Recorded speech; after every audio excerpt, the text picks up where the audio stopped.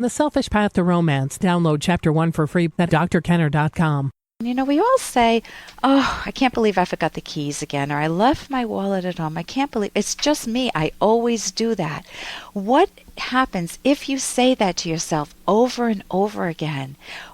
Is it a self-fulfilling prophecy? Well, here's a question I received from a woman, Rosemary, and see what you might tell her and see if you can relate to some of this. Dear Dr. Kenner, I have a big problem with staying focused and paying attention. When I leave home, I'm always forgetting something important. Keys, money, my jacket, an umbrella, a player, and sometimes it's very important. The second problem she has, reading a book, even one that I really like, is difficult. I jump 3 paragraphs down, look to where the sentence ends, the chapter, etc. Or while I'm reading, my eyes seem to be reading, and I start thinking about something else. And I do have a crazy thirst for reading and learning, but this is holding me back so badly. This is my problem with focusing and paying attention. For some information, I'm 21 years old. I'm studying psychology and have been for 2 years now. I work in the meantime, and I am totally on my own. My parents are not sending me money anymore, and we even live in different towns. I was raised by my brothers, even though we were all living in the same house. We have 5 kids, and I have 2 wonderful brothers and 2 sisters. I was the youngest. I don't know if it could be one of the causes, but my father was always using the reading, in quotes, as punishment during my childhood. I tried to work with that as a cause, but didn't get much out of it. Thank you very much, Rosemary. Okay, so I'm going to focus on this in 2 different directions. Hey, I got to interrupt this because we've got to pay some bills. 30 seconds, that's it. A very quick ad, and then Ellen will be back. Romance. I wish I knew more about what girls want from a relationship. Boy, I wish I knew more about what I want. Where's that ad I saw? Here it is. The Selfish Path to Romance, a serious romance guidebook.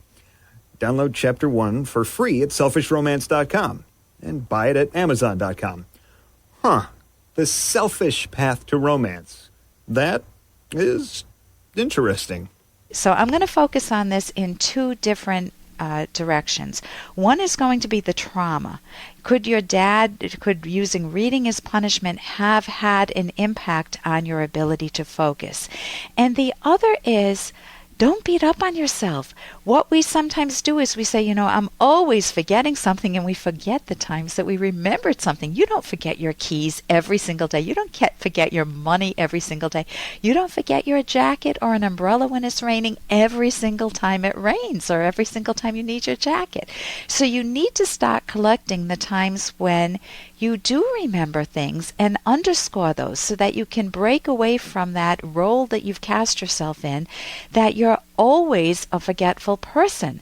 You're not always a forgetful person, Rosemary. You're sometimes forgetful, and sometimes you're not forgetful, and sometimes you can be very focused. So you want to focus on the times when you're not a forgetful person and remind yourself of that. You can even keep track of that.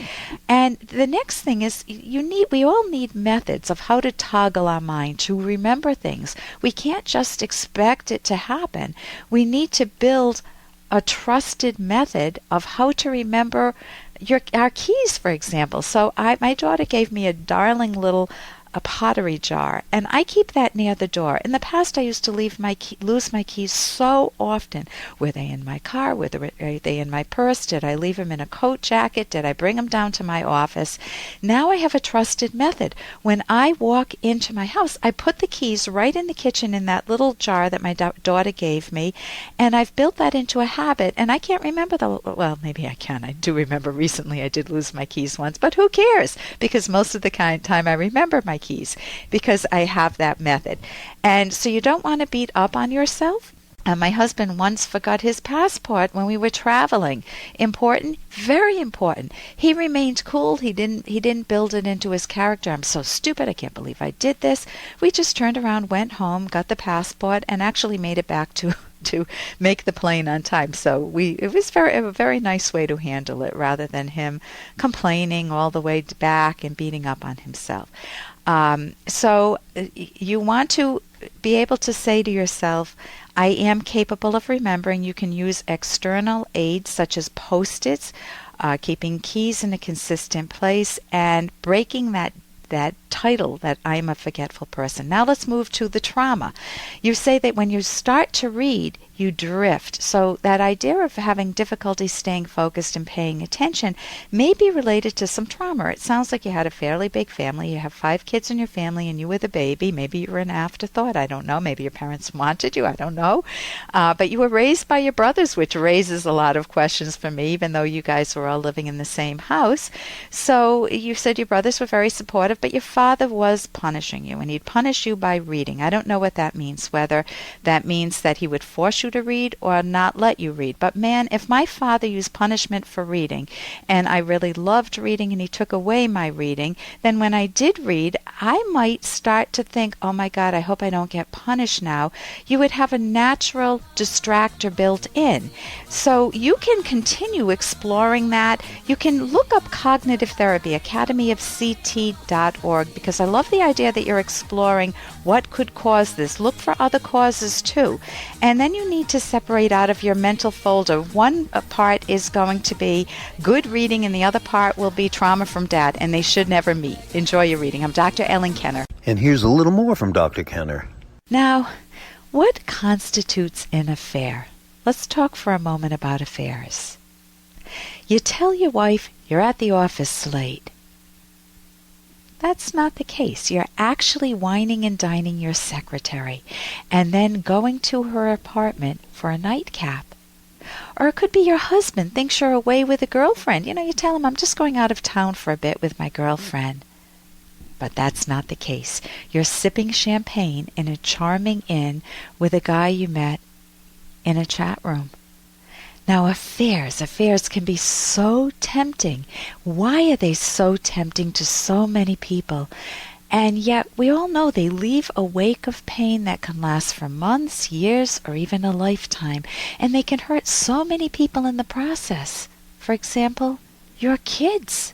Your kids, you have an affair because it's so romantic, it's so wonderful, not even thinking about the effect that affair will have on the kids when it comes out in the open. So what would you consider an affair? Talking with someone in a chat room? Having sex with someone? And what makes affairs so tempting in longer-term marriages? Why does that happen? And how would a therapist help a couple deal with and maybe even get past an affair? Is that even possible?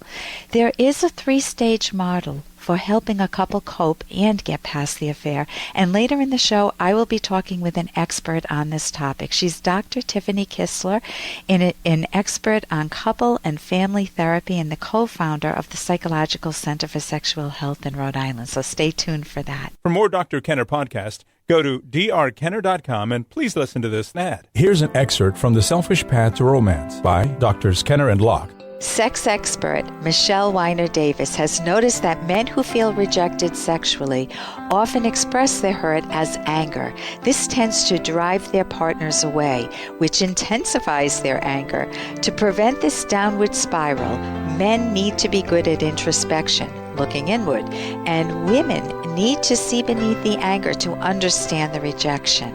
Cutting off communication guarantees that the issues causing anger will remain unresolved. Nagging is another way of expressing anger, more often used by women. Nagging invites resistance and resentment, undermining your partner's desire to be intimate with you. And likely your partner will just tune you out. If you and your partner have unresolved problems, there are better ways to resolve them. Download Chapter 1 for free at drkenner.com and buy it at amazon.com.